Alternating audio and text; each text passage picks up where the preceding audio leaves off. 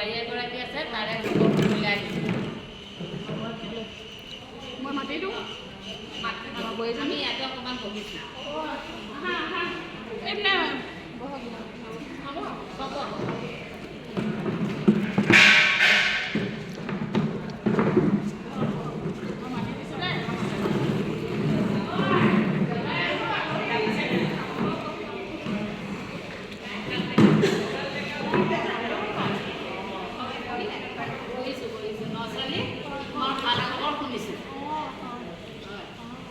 খবৰ এটা কৰি যাওঁ।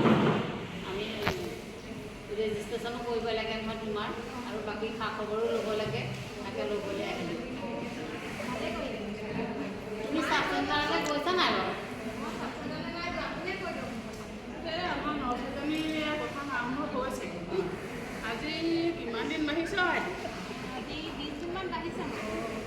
মোৰ চাব চেণ্টাৰলৈ নিবই পৰা নাই, নাজানো নহয়। আমি দুই মানুহ গ'লে কি নিব লাগে।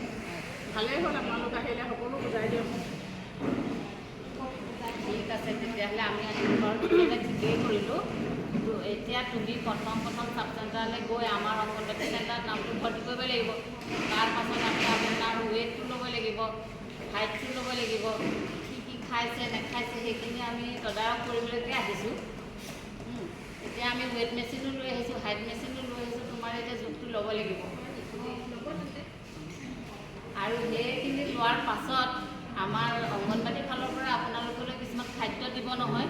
সেই খাদ্যখিনি কেনেকৈ খাব লাগিব, কিয় খাব লাগে, সেইখিনিও আমি বুজাই দিবলৈ আহিছোঁ। তুমি ভালকৈ বুজিবা আৰু খোৱা বস্তু যিখিনি আমি দিম সেইখিনি খাব লাগিব।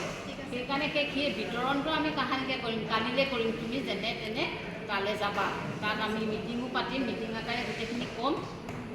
তেতিয়া তুমি বেছি লাভৱান হ'বা।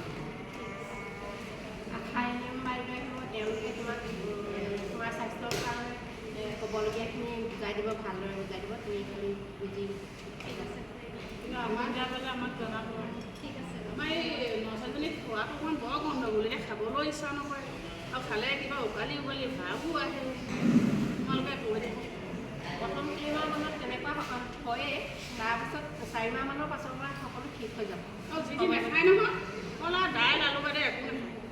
চিন্তা নকৰিব, এতিয়া আমি দিম নহয়, সেইখিনি খালে আপুনি বহুত পুষ্টি পাব। আৰু ঘৰুৱা খাদ্যবোৰতো আপুনি যত্ন কৰি খুৱাবই লাগিব। চিকিৎসা দিম, সেইখিনি নিয়মমতে যদি আপোনালোকে খায়, তেতিয়াহ'লে তাইৰ স্বাস্থ্য ভাল হৈ থাকিব। এতিয়া আমি অৱশ্যে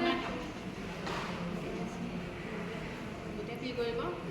কালিলৈ চিকিৎসা বিতৰণ কৰিম নহয়, তালৈ নিমন্ত্ৰণটোও কৰিছোঁ। যাব।